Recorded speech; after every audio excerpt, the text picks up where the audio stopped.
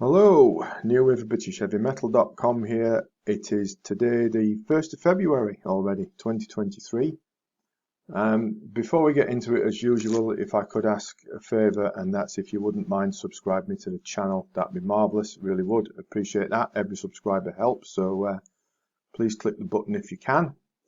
Today, we're going nearly 50 years back to mid-1970s and the heavy metal kids. Now, they're quite fantastic first three albums have just been issued by Cherry Red in one of those marvellous box sets that they're so good at doing.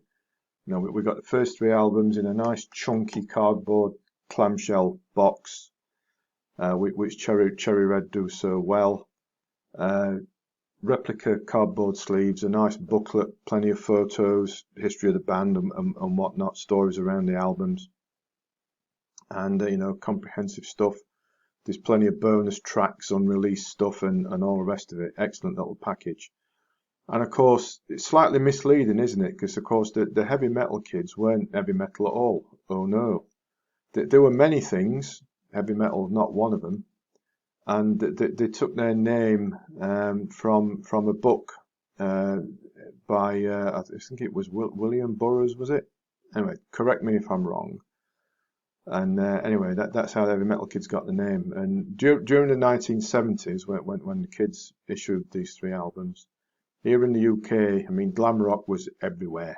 You know, the likes of Slade, Sweet, T-Rex, David Bowie, Sensational Alex Harvey Band, Mott the Hoople, blah blah blah blah blah, were everywhere. You know, you couldn't move. I mean, I think most of that stuff's great and still do, but back then, the heavy metal kids had sort of elements of all that glam stuff. They were a bit proggy, and they were a bit punky as well. But of course, punk rock wouldn't emerge for another couple of years, really, after 1976. So they were sort of an advance party, if you like, for what was to come. And that probably, whilst it all set them apart, the musical style they had set them apart, it probably counted against them in some ways, because I'm not sure that the record industry knew what to do with them. But anyway, they had plenty of attention, something different to offer, but you know, didn't get the breaks, probably because they were a bit self-destructive. And that wasn't unusual for the time either, was it? Because there was quite a bit of excess going on. And the secret weapon that they did have, in addition to the music, was that the swaggering, charismatic, theatrical Gary Holton fronting the band up on vocals, and he really was a bit out there, wasn't he? Anyway, whilst the kids didn't manage the big time back then, they surely should have. But as I've already mentioned, they were a bit chaotic in their approach, and lots of hot competition out there with your Slades and your Sweets and your T-Rexes and whatnot. And so they probably were a little bit out there as well for many. But these trio of albums, what a run! Superb stuff. And it's quite fascinating to listen to over the three albums, how they developed in style over the three. From on the debut, a little bit rough and ready, trying to find out where they were going, through to Kitsch, which is something, well, got lots of proggy elements in there. The self-titled debut, something of a diamond in the rough, if you'll forgive me a cliche.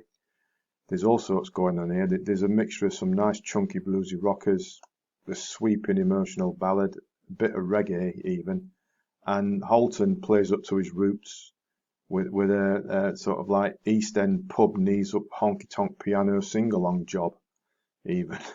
But the standout classic on this album is the gloriously beefed up extended blues romp of Rock and Roll Man.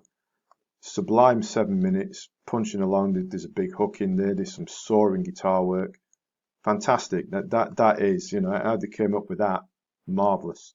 I guess it's sort of like their Freebird. There's even one of the bonus tracks is a cut down single version of it, so it's 7 minutes down to about 3.5. And the only thing for me that I can't really get on with on this first album is Danny Perenel's piano stabs. I think they're a little bit overpowering. But that's just me. That's just me. I think that there's a little bit to the fore too much. Anyway, the follow-up album, Anvil Chorus, bizarrely was issued under the name of The Kids. Don't know what happened to heavy metal, but anyway, that was that. And you can hear it on here. They're developing a more assured sound and a bit more consistency, and it's generally a little bit heavier, made up of some nice chunky swaggering rockers, with the standouts here being the sort of a heavy instrumental of how he came up with this title, I don't know, the Turk and What He Smokes. Go figure that one. But it really is an excellent heavy guitar based instrumental.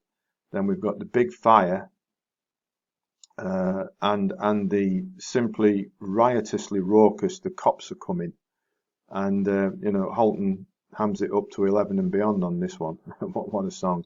Must have been phenomenal live, but we'll never know, will we now? Anyway, on to album number 3, Kitsch. This is a very polished affair with a big production. Apparently the production took months on this one. There were a few lineup changes. Most notably, Danny Peronell cleared off to join UFO and was replaced with John Sinclair. Now, Sinclair had a more complicated approach. I think we can put it that way. More variation with his keys and variety, and definitely a progressive leaning to his style. And that was evident right from the off with the opener of excuse me a sec. The opener was a heavy proggish instrumental, and it goes on from there. But said that the others, it's all solid stuff. It really is. Most consistent and the strongest of these three, I'd say. Generally heavyish, bit proggish, and various other things as well. That punk undertone is still there as well. As I say, Overture kicks it off, that sort of like semi-overblown pomp prog instrumental. Chelsea Kids has Holton playing up to his roots again. She's No Angel was a sort of a hit single, and it even got him on top of the pops, but never mind. Squally Day Inn's a riotous tale of, well, let's call it the seedier side of life, and some like cheeky lyrics. But as good as Kitsch was, the band fell apart one last time after that. Sinclair joined Uriah Heep, of course, and Gary Holton he was an actor, and he landed the role surely he was born to play. If you're in the UK and you remember off Reader's Aim Pet, then you'll know that cheeky Cockney carpenter Wayne Winston Norris, right? Holton played that well. Like I said, he was born to play it. If you're in the UK and of a certain age, you'll know how funny and that Off Reader's Aim Pet was. It was in the first 2 series, but passed away during series 2. I think, how can we put it, is somewhat excessive lifestyle caught up with him. But anyway, this first 3 Heavy Metal Kids albums, marvellous stuff, more than worthy. And they buy a band that had something different to offer, arguably a little bit ahead of the time, I'd say. And they said they didn't quite fit anywhere, but more than worthy of checking out, because we're probably nearly, well, might not hear the likes of them again. Although having said that the band have in various forms, in various times over the years, reformed and had another go. And I think they're still together at this point with various another lineup. But so maybe they'll put something out. But say these first 3 albums, although they're nearly 50 years old now, marvelous stuff. Well, more than well worthy of checking them out. I'll put a link to the box set in the description below, so you can go and snap one up if you feel like it. And it is seriously recommended stuff from a band that had that little bit different to offer. Right, so there we are. That's Heavy Metal Kids. Please subscribe to this channel before you go. That would be marvellous. And as always, thanks for watching, thanks for listening, and take care.